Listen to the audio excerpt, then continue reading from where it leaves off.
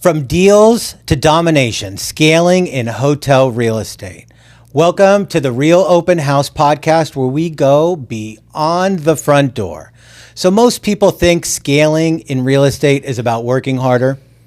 But the truth is, at the highest levels, it's about playing a complete different game. Today's guest is operating in that world, closing major commercial and hotel deals while building a reputation as a true powerhouse in that industry. At the same time, raising the most amazing son. Eddy Nevarez is the only female in Marcus Millichap's 52-year history to receive the honor of the Chairman's Club Circle of Excellence Awards. I have seen firsthand the level of precision, discipline, and execution she brings not just in business, but in her personal life. If you want to understand how top investors really scale and see what it takes to play at this level, this episode is for you. Now, I'd like to welcome a superhero, a super mom, a friend to the show, Eddy Nevarez. Welcome to the show. Thank you so much, Josh, for this opportunity. I'm very excited that you're here and that you took the time. I know you're very busy, and this is wonderful to have you as a guest here. I'm excited to hear your story. You've made such success for yourself. You have had some struggles, which you've shared. We're really inspired by women like you that are, excel in your field, in your trade, and I'm excited to hear about it. So I want to bring it all the way back to the beginning. I know we were just talking briefly about it. Kind of tell me about your upbringing. How did this all start? I mean, you can go personal if you want to. Yeah. I'd love to hear all of it. Sure. So I was brought up actually here in Santa Monica. When I grew up, I was born in Mexico, but came to the United States I was around 5-6 months. Mm-hmm. But my father had immigrated from Mexico at the age of 13, and he landed here in Santa Monica. And he was a hardworking construction worker during the day, and at night he became a waiter. We started off as a dishwasher, busboy, and then waiter right here on Pico Boulevard at Valentino's. Oh my God. So It's your backyard. So I think at a very young age, my father was just, nothing was too impossible. He came and he worked, and he started dabbling in real estate at a very young age. By the time my dad was 30 years old, he had owned apartment buildings and had bought his first house in Canoga Park, where we moved to the Valley. So that's when we transitioned to the Valley. We started off in Santa Monica, then Culver City, and then moved to the Valley. So that's very inspirational. This is a very good early influence for you to see somebody work hard, get rewarded for that ambition. Is this where your work ethic and the early development stage for you? Yes, I remember when we were looking at homes, or he was looking at properties. I just found it so intriguing. I mean, at a very young age. And I said, when I grow up, I want to be in real estate like my father and be investments. As I grew up, I then got very interested to become an attorney. I was just, it was something that was in my heart, and I felt I wanted to do it. I went to school, got my degree as a paralegal, started working at a law firm. But my dad continued to invest, and I was his kind of assistant or secretary because, this says a lot about my father. He only went up to the 5th or 6th grade in Mexico. So when he came here, I was helping him write checks and helping him with the rent rolls and helping him collect rent and helping him kind of with the administration because he didn't know. But he had the work ethic. He had the work ethic, the diesel engine behind him, exactly. but didn't have the education. So at a young age, I remember 21, 22, my father said, let's do our first investment together. He let me borrow money, and he said, this is what it's going to cost me to buy this. It was a triplex. It was a home in the front and a 3-unit apartment building in Mar Vista. And this was in the 90s. And we bought this property together. I would go collect the rent. He took care of all whatever needed to be fixed up. And I think in a year or 2 years, we sold it. We doubled our money. And I remember he said, go do it again. Now you have money. So that is what brought up my eyes, like, okay, I could work a whole year as a paralegal or even as an attorney.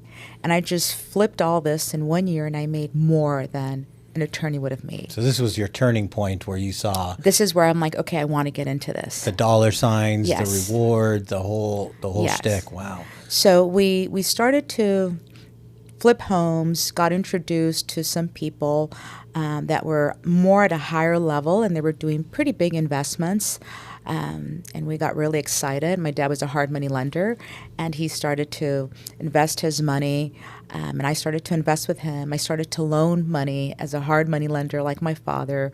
I mean, and I remember in 1 month, I loaned $150,000, and I doubled my money. So in 1 month, I got 300 back. Was this in the 90s? This was in the 2000s. 2000s. Yeah, like 2005. Wow. So And I was young, late 20s, early 30s. I'm like 28, 29. And that's where it really got me the business mind. And we were looking at different opportunities. We had invested with an investor to build over 200 homes in Malibu. And the developers of Sherwood Country Club, they were going to be the developers. And that led me to another level, and that's when I started going with my father to meetings, and it was like developers, and it was more bigger numbers. And I'll never forget, my father said, "You're in a man's world. So you always need to put your head up high, and you need to walk in the room like you own it. And remember, in this business," he said, "the only thing that matters is your word. If you say you're going to do something, you better do it. And if you can't, you better find a way to do it." So there was no, he said, because at the end of the day, when you walk into business meetings, you walk into any dealings, you walk into a bank, or you see anybody, you want people to say, if Eddy said it, it's going to get done, and she means it. And you live by this. And you live by it. And you live by it. And I've never forgot that. It's amazing. I never forgot that. And especially in this business with shady people. Yeah. Not to disrespect real estate agents, but they make promises sometimes they can't meet, and overpromise, underdeliver. Those words to live by, your mantra. Exactly. It's your mantra, And your reputation in this business, in everything, but in this business, your reputation and your word is everything. It's all you have. Yeah, that's true, because that's your brand, and that's what carries you forward. Wow. Yeah. So this is when you realized you wanted to scale up. This is... Yes, and then we were started working in the mortgage. My father was doing hard money lending, and I started. My brothers started actually doing lending, and then I joined him, and together we were doing refinance, and that's when I started to learn more about the lending world, like the legitimate lending. We're not hard money one-on-one. And then all know what happened. The market crashed. 2006. Yeah. Yep. Everything got shut down. And not only that, unfortunately, there were a lot of people that owed my father money. They couldn't pay. And couldn't pay. And the notes that he had on the properties were upside down. And the gentleman that we had invested lots of money on, in 2007, we realized he was in a huge Ponzi scheme and embezzled over $100 million of investors' money. From all over. All over the country. So we pretty much lost everything. In 2007? Yeah. So you guys had to start over? Yeah. Oh, my God. Yeah, because 2007, financing, you can go high LTVs, high loan to values. That was 2007. 2008 when the market crashed. And that's when it just all went downhill. Wow. But it turned around. So when you were doing those refis, was it all residential stuff, or were you guys? It was residential, and then I started to dabble into multi, 3 to 4 units, and then I was introduced to some investors in Beverly Hills that owned a lot of multifamily, and not only multifamily, it was everything. From marinas to office buildings and to hotels. The seed has been planted. Yes. Interesting. So, when, I don't want to bring this up, but when did your father pass away? So in 2009, my dad was 55 years old, and due to the tremendous stress he had with losing everything, and he said, I've had 3 cycles in the 80s and the 90s and now in 2000s that, I've lost money. It's part of real estate. You go up and down, but every time I've come up much higher. But this time it just took its toll. So 2009, you had these early struggles. You watch the market go, which, I've seen it. I was in mortgage, and I had one kid, another one on the way. Levi was born in 2009. Joey was born in 2007. And I remember I was in Vegas doing mortgages, and that was the biggest epicenter of disaster. I was like Chernobyl, So when I remember moving back to LA in mortgage with $3,000 in my pocket, and I borrowed those $3,000, so it was my ex-father-in-law, gave us money to come back to LA, and started mortgage in Beverly Hills with Wells Fargo, and, sky's the limit from there, and it turned. But yeah, I mean, those struggles are devastating, and then still, even today with higher interest rates and the current loan struggles we all have. When your father passed away, now you're on your own, what was like the first meaningful deal that you had right after that kind of brought, because I'm sure you were down. Well, it just, a lot happened. My father died literally unexpectedly of a heart attack. And then 2 weeks later, I go deliver Daniel. So there was a lot. Yeah. We had just lost everything. My dad dies, and then Daniel's born, which was actually the happiness to the family, because we were all devastated. Because it was sudden. So now I have a son, and I hadn't had a quote unquote real job. I was an entrepreneur. Mm-hmm. So I had to go back to the working market. So when Daniel was 6 months, I went and got a job to pay the bills, to go get him milk and to get diapers and to have insurance for him. But on the side, it's when I started to work real estate, because I knew this job's going to pay my bills, but this is not going to get me where I want to get. And everything happens for a reason in life. I learned that now. So when I met all these investors and developers, when I was getting involved with my father, it opened doors that I didn't know, or it opened relationships that I just didn't realize where it would take me. So when I found out there was a few of my clients that I was trying to refinance in the multifamily sector, they owned big hotels. When I mean big hotels, like Ritz-Carltons and Fairmonts. And I started to get notes, and someone said, does anybody know I have notes for hotels? Now, when there's a down market, the first thing the banks want to get rid of are hotels, because hotels are affected. It's a business. People travel when they have money. They have money. Right. So when it's a down market, the first thing people cut, and in corporate, it's no one's traveling. That's the first they cut, because it's airlines and hotels. Yep. When people are down, T&A expenses. That's it. You're not going to travel. You're just going to stay local or not travel, because it costs money. So in these down markets, the banks didn't want the hotels. And not only that, hotels, you have the management. It's a business. It's not like when a bank takes over a home or a multifamily unit, you have long-term leases, people are still paying rents. A hotel, if you don't know how to manage it properly, it will just continue to sink and sink and sink. So when they provided these notes, I said, I have a couple clients. And my clients were multi-millionaire guys who, at the time, I didn't know. But I said, hey, guys, I have these notes. And that was my first take of hotels. So, all right. So it's amazing. And I'm going to go deeper in this, because I'm interested in how that whole business works. Sure. Because, I look at 4 units max in my world, and we look at rents, we look at, the cost, but this is a whole nother beast, because the management experience, like you said, isn't just a piece of real estate.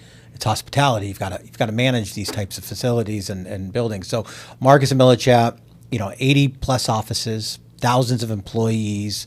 How did you land with them currently? Sure. So as I was working my hotel notes, I started to get more familiarized with hotels. It's like there's a star report, ADR, occupancy, all these new terminology that I needed to start to learn, because now I didn't want to just sell the notes and not know anything. And I would get on these calls with the bank, so I started to learn the terminology, and I just started to get calls. And are you the hotel lady that sells notes? The hotel queen. Yeah, that's what they would, hotel lady, they would call me. So I then started to, I don't even know how, but people started reaching out to me, and I started to work with a few brokers who heard about me. And one of the brokers said, oh my God, you have such great relationships, you really have connections with banks. Or it was more the distressed hotels. Why don't you come and work at Marcus and Millichap? Given I didn't even have a real estate license. So I went and I interviewed, and had one interview with a manager. then had called in for the second interview, and right away he said to me, if you see here, all the agents come in at 7 a.m. and they cold call, and they don't leave till 7 p.m. We work really hard. You're not going to make any money the first year. Try to scare you. And it scared me. And I immediately said, listen, I can't be here at 7, and I can't stay till 7. I'm a single and only parent, and I drop off my kid at school at 8:30, and I have to leave at 5 because I pick him up at 5:30. I said, but I'll tell you one thing. His name is Adam. I said, Adam, I don't have a husband. I don't have a father. My son's father isn't present. I'm it. So failure is not an option for me. I love it. I said, I will be the most hardworking person that you will ever hire because I have to. It's the best. When I interview somebody to come work for me and they say, I remember when I went to interview in Beverly Hills when I started, he said, do your parents support you? And I'm like, no, my parents don't have anything, you know? And they're like, do you have debt? I'm like, why? My cars, I have one kid, one on the way. Yeah. And he's like, okay, you're hired. There's your chair. And I'm like, what? And he's like, I know you have to succeed. Yeah, like You there know, was no other there's option. no other option. Exactly. It's the same thing. Yeah. It's amazing. So I got hired. So it's funny, I got hired and I went through the training and I had to go get my real estate license because I wasn't even licensed. Wow. So Yeah. what year was this? 2013. So 2013, Yeah. you get your real estate license. So 13 Yeah, years so ago. they hired me 2013. By the time I got it, it was 2014. Okay. Yeah. And what sets this firm? I mean, I know people that work there. They're always happy. I think the turnover is very low.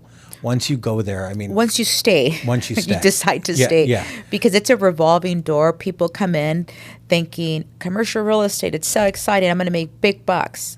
And they have no idea what they're up against. And they have no idea you have to go through a training process. And not only that, the firm itself, after 90 days, they know who's going to make it or not. you know. They know. I could tell you in 2 weeks of somebody coming to work for me Yeah. if they're going to succeed. or Right. not. You can And tell. just the way they speak, just the way they're just, it's either in you or it's not. But it's a very tough business to start, especially in down markets. And once you make it, and when I mean you get your first paycheck, and it's not only about getting your first paycheck, you start building relationships. It's not a deal business. It's a relationship business. Yeah, people stay. It's this company has given me so much, and it's one of the, if not the largest real estate investment firm that's commercial, that specializes solely in commercial, and each agent solely specializes in one niche. Like if you're going to do multifamilies, you stick to that because they want you to be the expert in that market. If you do hotels, that's it. You're You're going to know every SME, the subject matter exactly. expert. Yeah. Now we collaborate. If I've had apartment deals that I give to colleagues, and vice versa, they'll say, "Hey, here's a client that's doing hotels, come in," because they're not the experts, but Wow. So let's talk about hotels now. So you don't see for sale signs on hotels. It's not like you go on Redfin, or Yeah. Realtor.com. How does someone go about? I mean, it's a multifaceted question, but how does someone find a hotel for sale? I mean, that's number one. And like when you see a Marriott driving down the street, does Marriott own the building, or does someone else own the building and Marriott rents it from them, or? Sure. So to answer your first question, hotels, it's a business. And when you develop these relationships and you start cold calling and you start reaching out to owners to try to get a listing, we don't play in the buy side. We try to, my goal is I always try to go get a listing, because if you have a secure listing, the buyers will come. It's a sure thing, right? Right. And my goal is to get a listing, but hotels, it's all a numbers game. It's not like, oh, what a pretty hotel and I love the colors and has beautiful plants. There's so many components into it. Occupancy, yeah. First of all, what brand is it? And if it's a Marriott, Hilton, IHG, that's considered the franchise. Now, some of these franchises do own their hotels, but for the majority, they don't own it. If you want to go buy a hotel and you want it to bring a Marriott flag, you need to get approved. You need Like to a franchise. Yeah, kind of it's like a franchise, and you pay royalty fees, and you have to pay whatever it entails to bring in the franchise. So they're the franchise, and you have to bring a management company to operate it. Interesting. Yeah. So that's interesting. So, and as far as you get these hotels, when I get a listing, it goes into a very tedious process. I have to underwrite it. I have to look at every number for the last 3 to 5 years and see how the hotel has been performing. Because the sellers could tell me one thing, but me as the investment expert, I need to look at the numbers and see where did they go wrong, where are they paying too much, where are they lacking. Because when my buyer comes in, I need to explain all this to them. Listen, their room revenue has gone down because A, Y, and Z. The opportunity in this hotel is an A, B, C. This is a great hotel in a great location, but the numbers are very bad because of operations, and how could we improve them? And here I've created a 5-year pro forma of where I think this could go based on the market and based on what I see that other hotels are doing. So nobody sees that. I so sit it's not there. just a real estate transaction. Oh no, it's a this whole is a business it's a acquisition. Whole, yeah. I mean, that's and so hotels, crazy. it's you got your room revenue, you got your food and beverage. If it has a spa, if it has events, weddings, I mean, there's so many different components to it, and you have to be in compliance with everything. Because if you buy a hotel and for whatever reason it loses a franchise, the value goes down. If you have a food and beverage and you lose your liquor license, big time, your revenue's gone in food and beverage. So there's so many moving parts to a hotel. So you're not just selling a piece of real estate. No, it's You're not selling, the real estate, it's a business. It's a business. Yeah. I mean, that's not even... Right. That's amazing. I Yeah. mean, it's crazy. You don't think about this. Yeah. When I see your listings, you don't think, No. okay, yeah. So if you bought the hotel 10 years ago, your tax bracket, you're at a much lower level. And if I'm going to buy it and I'm paying 20, 30 million, my tax bracket is at a much higher level. And people don't take that into consideration. But when you're talking millions, it's huge. Right. $15, $20 million property. Exactly, yeah. Your now income is going to be changing Oh, significantly, definitely. and you have to take that into Right. consideration. Right. Wow. So now does your phone ring because you've made this brand for yourself? How are you cold calling? I mean, how No, I don't have the time now. I mean, for the first, 5 years, it was constantly. I would probably do the average cold call in our company. It's like 250 to 300 a week. And I remember they would say, Eddy, you need to get your calls higher. I mean, the pressure's there. Mm-hmm. And I would tell my manager, I mean, I could get 100, 150 because for me, it's not like, hey, how many units do you have and what's your rent roll? For me, it's like, what's your franchise? How many years do you have left? What's this? What's that? I mean, it's, my 5-minute conversation, if you have a multifamily, is very different than Right. a hotel. And are they failing? You Yeah. think if the seller of this hotel is selling, it might not be profitable Right. currently. Otherwise, Correct. they keep it. So then I need to be very creative and find a position where I tell a buyer, listen, you could get a great hotel that's not operating and it's failing right now, but let me paint the picture and show you what it could be. Yeah. You bring in this flag is a franchise. Mm-hmm. You do this, you do some renovations, and you could get it to this level. Why do I think that? Because other hotels within the area, I already checked it out, they're doing this much, and I know this. So it's not just, I mean, if you unreal. see my marketing packages, they're anywhere from 30 to 50 pages. Yeah. So that leads me to my next one. Like planning for a meeting like this. It takes about 2 to 3 weeks. Of just grinding of Yeah. your comps, of your Exactly. market, what's in the neighborhood, when is your peak season, can you do conventions, can you not? Exactly. I mean, it's incredible because I've Yeah. seen some of your listings. I mean, Mammoth here, there. You're not just also in Yeah. local. I mean, right. No, I you're- do national, and I've sold hotels in Florida, Texas, Ohio. So do you have to be licensed in all these states? So or? that's a good thing with Marcus and Millichap. They're licensed in all 50 states. So through them, we have brokers, and I You work get the the deal. referrals, But yeah. right, Yeah, right. So it's just amazing. So what separates an average investor from like an elite operator? Like how does someone, let's say I win the lottery tomorrow and I say I want to get in the hotel business. Sure. An elite operator that is successful knows how to, which sounds like you are an elite operator. I think you could probably manage at this point, you I could look at numbers and say where they're failing, where they need to cut down. But for an individual, depends what hotel. If you're going to get a boutique, there's different also levels of hotel. You got your boutique hotels, and within the boutique hotels, it means they're not a chain, they're not a franchise, it's not a flag. If you're doing a boutique hotel, I would say from 30 keys, when we say keys, it's rooms, 30 doors and under, one could operate it.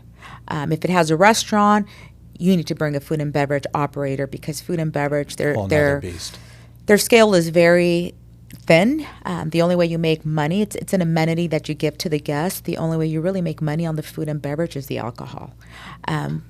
So as Which then you need a liquor license. Exactly. And to have a boutique hotel, you really need to be positioned in the right location. You're not going to have a boutique hotel in the Midwest. Like, it's not going to scale. But you have boutique hotels all over Venice, Santa Barbara, San Luis Obispo, the winery area, Napa, Central Coast. I mean, they're booming because the location. Same with Florida, same with New York. You go to New Mexico, who goes and stays in a boutique, right? Right. So it's all about location.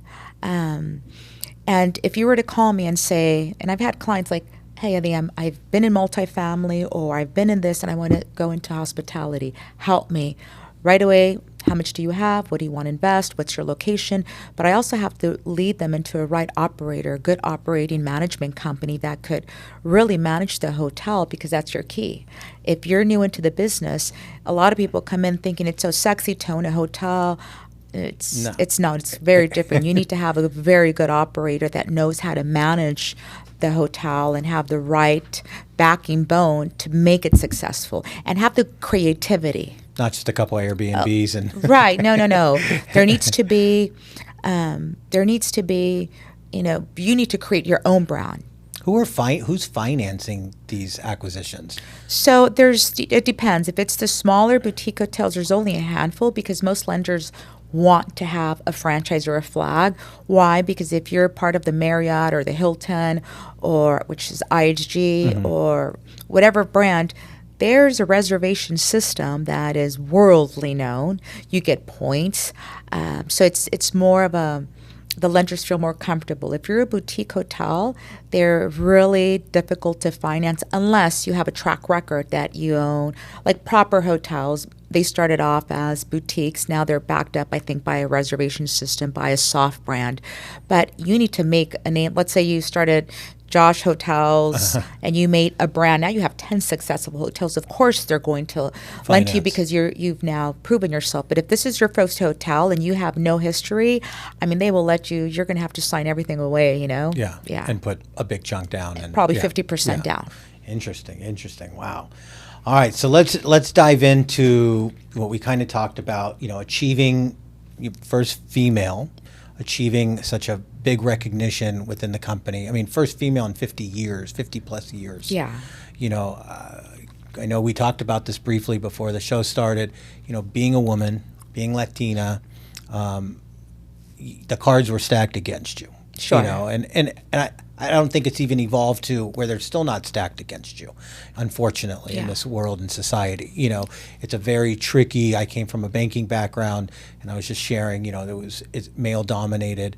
How did you overcome this? Sure. I mean, because this is, I want our listeners to know, because there might be a female that that has that fire in her belly, that is scared because real estate, these big money investors, men, there's not. It's a different world. Sure. What would you say? I mean, how did you overcome this? So, being a female in a very male-dominated business when I first started, because it was much more male-dominated back then. We're talking, 2010, 11, 12, and then when I joined Marcus & Millichap, 2013, there wasn't many commercial real estate brokers or agents who were female. I remember when I started, there was, I think, me and two others in the company. I mean, in my office in Encino. And at that point, back in 2014, I think we had about 100 plus agents. And there was only 3 of us, and 2 of them were doing multifamily. So 3 women out of 100 plus agents. Yeah, and I was this third that had came in doing hotels. And when I started to obviously learn about the business and really build relationships, it's a lot of networking. You're constantly calling your clients, but they have these big conferences all over the country. So when I started going to these conferences, it's 90% were male dominated. the females that were in the business were either in the design group, with their title, but very few female agents that were representing. And it was very intimidating at first, I'm not going to lie. And as you start in this business, I would meet with individuals that every time I went to a meeting, I did the background check, who they are, what do they own. So you're dealing with very high net worth individuals. And even if they own 3 or 4 hotels, which is in our business is small, I mean, that could be a net worth of $50 million. So you have one shot in this business. And if you show up to a meeting and you show fear, you show that you don't know what they're talking about, they ask you questions and you have no clue or don't know how to respond quickly, you're done. You're going to get eaten alive. Yeah. So in me, yes, there was always that, oh my God, oh my God, oh my God. But when I would show up, all fear was thrown out the window and I would put on my face and just, on autopilot. You just knew what autopilot. to do. Yeah. And I'll never forget my first hotel listing. It was a hotel out in the Los Olivos, Los Alamos, in the wine country. And I got the listing, but the gentleman was very difficult. And before he signed the listing agreement, he said something to me. And I remember I cried the whole way back home. He said, it was a hotel and it had a very nice winery and it had some suites. And he made a comment and he says, when you sell this hotel, this is where I'm going to. Wow. To you. And when he said that, I felt like this in my pit of my stomach, like I wanted to oh my God, he did not just say that. I need this listing. I need this listing. What do I do? What do I do? I can't react and tell him to go fuck off. Yeah. Because I really need it. And I pretended I didn't hear, and I'm just like, okay.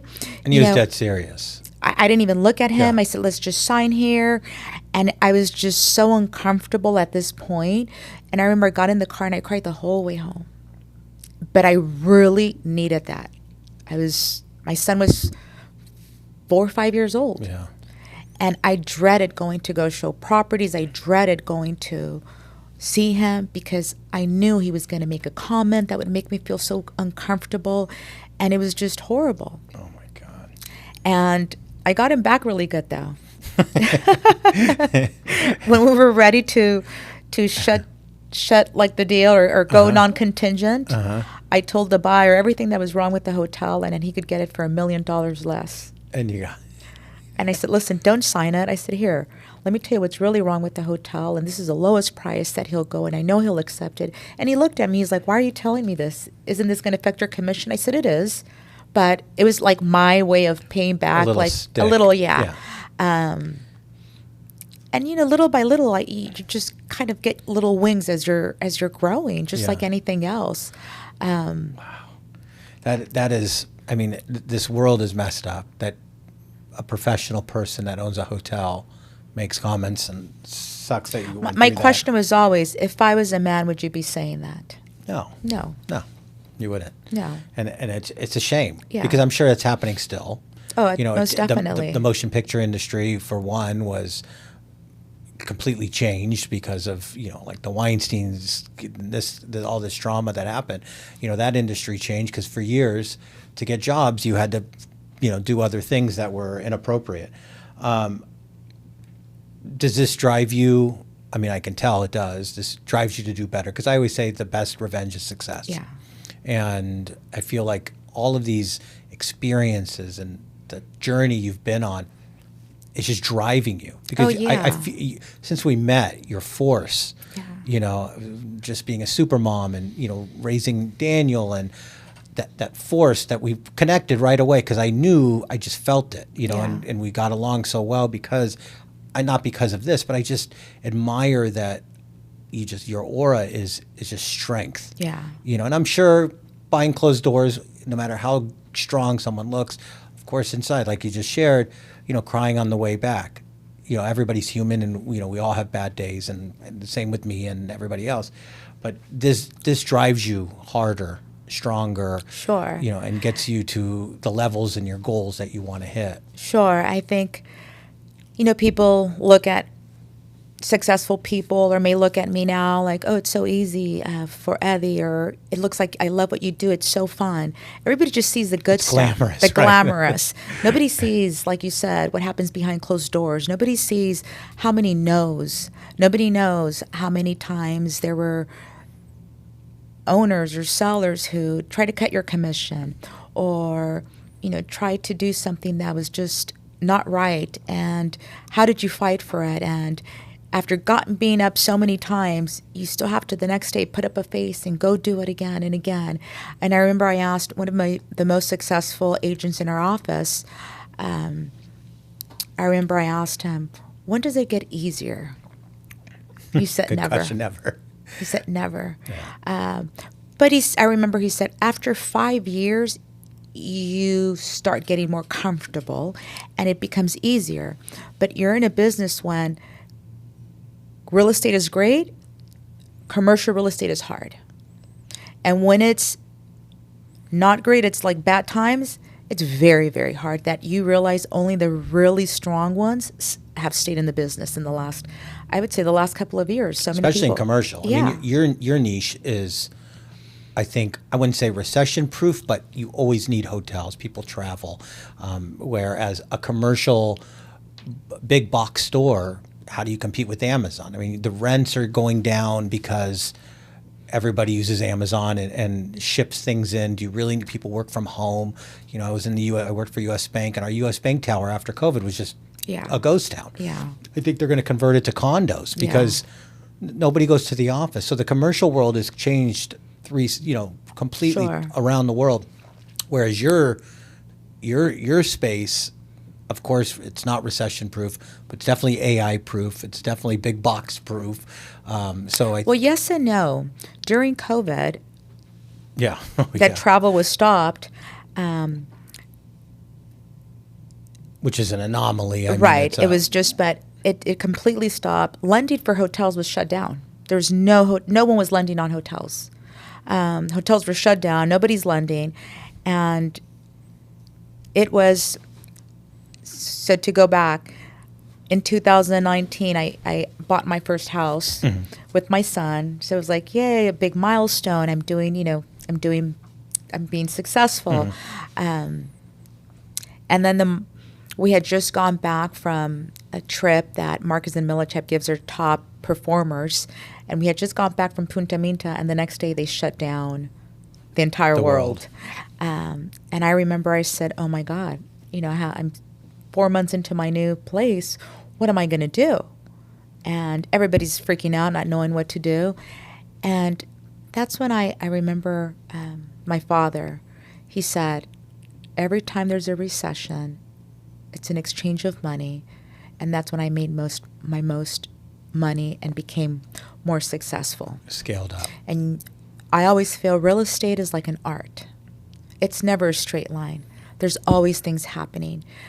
And you need to get very creative, and you need to think outside the box. And successful investors and successful agents need to think outside the box to make things happen. Because if you think commercial real estate is like a straight line, like when you go buy a house, oh, I'll make an offer and it's nothing like that. It doesn't sound like. And like I said, hotels, there's so many different components. So it's not just about what the hotel's performing, it's about what it's going to do. Reviews. I mean, now you've got review systems online. You've got Yelp. You've got that's a big deal too. Right. One little set of bed bugs and you're done. Yeah, exactly. I mean, it's crazy. So anything could affect. So what do you do? What does Eddy do to unwind? How do you turn off your brain and shut it down?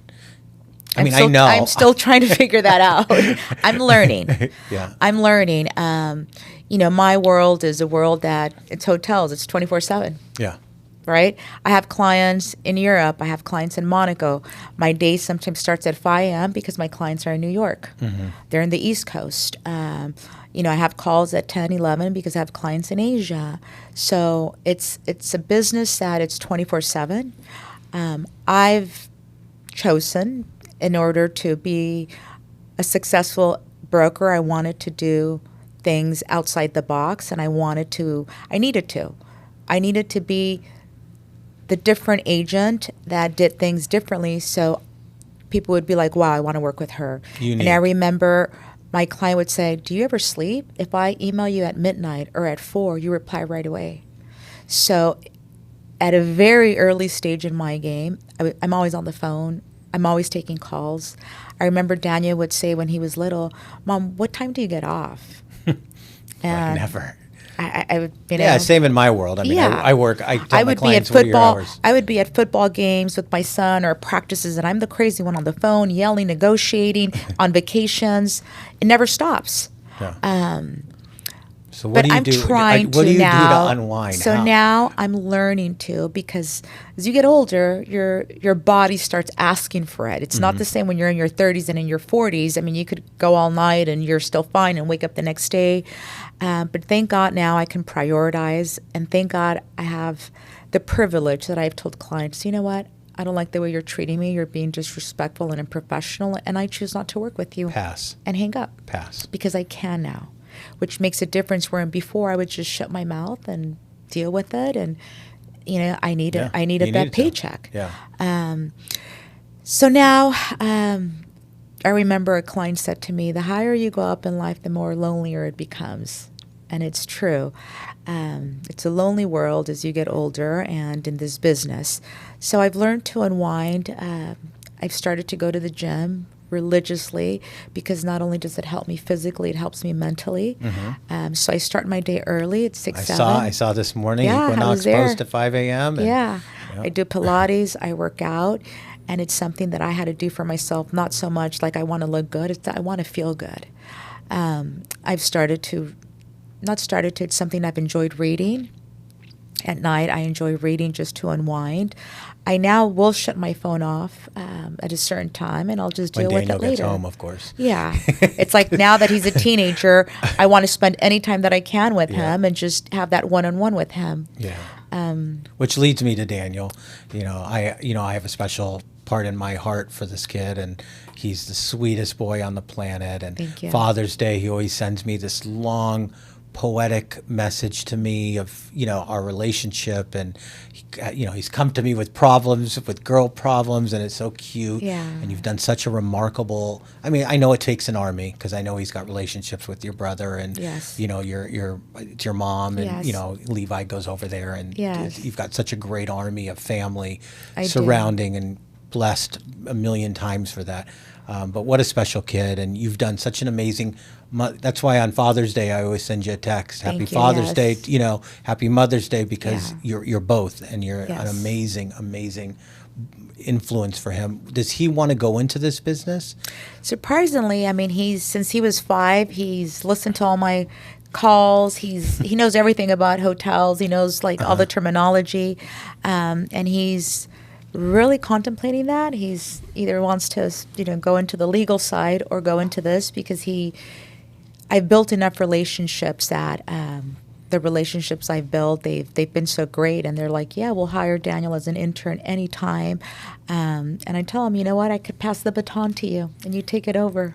So it'd be great, because it went from your dad to you. Yeah. Be third generation Yeah. of it. It's amazing. Yeah. It's amazing. So this leads me into my final part of the segment here, our podcast, and it's rapid fire time. So I like to just shoot out some questions. Sure. One question is, what would you tell your 18-year-old self? Everything will always work out. I love It's it. like everything will work out, because sometimes we worry about things. They say 99% of the time that you worry, it doesn't happen. That's I used anxiety, to worry. I used to worry about things that it was so much wasted energy. Trust me, I was married for 15 years. And I know what you're talking about. One mistake that changed your life forever. I don't believe in mistakes. I feel they lead you into the right path. I love that. So I don't think I've made any mistakes, because whatever I didn't do that was what I planned or what I wanted, it opened so many doors and brought so many other blessings. It's kind of like a redirection. So when I thought something great. maybe was a mistake, looking back at it, it just redirected me where I needed to be. I am going to use that in my brain. It's true.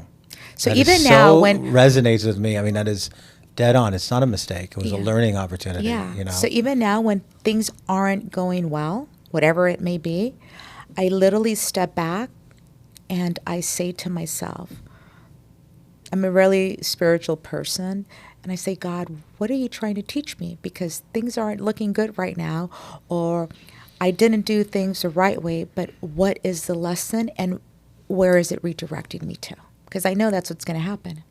Amazing. White or red wine? Depends on the meal. Okay, steak or lobster? Lobster. Lobster all the way. What's a daily non-negotiable habit? I mean, you kind of just shared the gym, but A daily non-negotiable, the minute I get up, I go into prayer. It's the only thing that really helps me and keeps me insane. And it just, yeah. faith. I love it. Yeah. I love it. One word to describe your journey.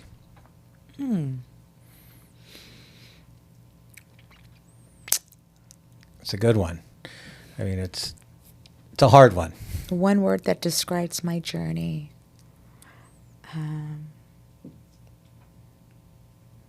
Amazing. I love it. It's been an amazing journey.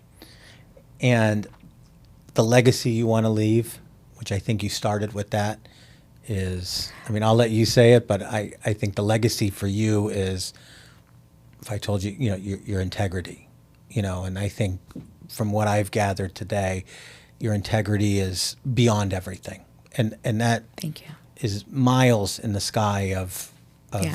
you know, if you, God forbid, something happens to me right now, I don't think there's one person in this world that's going to say, you lied to me, you stole from me. And, you know, I think Yeah. integrity is everything. And I feel that Yeah. that is kind of you Yeah. know, from what I've learned today. My legacy, I want, first and foremost, my son to realize that everything in life happens for a reason, and that before we were even born, God had already chosen us. And we have one life to live, and we need to make the best of it in spite of whatever we may think. There were mistakes in between, and again, I don't believe in mistakes. I think they are opportunities. Daniel was my biggest blessing and is my biggest blessing, and because of him, I am where I am. And my legacy is to show him, his children, and the future generations that come after that, that nothing's impossible. That when everything seemed to have been lost and it was the worst time of my life, it actually was just the beginning.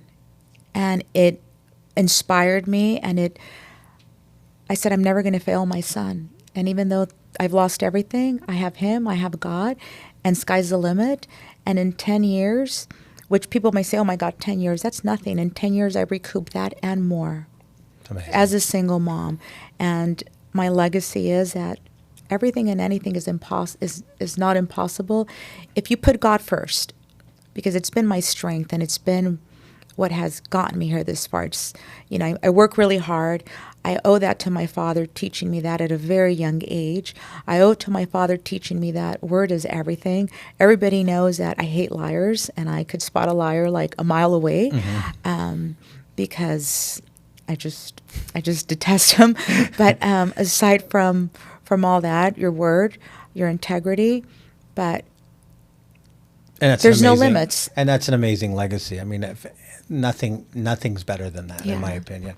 Eddy, you are what high-level execution looks like. I mean, you are a superhero in my eyes. You've done such a wonderful job, and professionally, and especially with your boy. I mean, I think so highly of Thank him, and you. you know I love him. Thank you again for taking the time out of your extremely busy day.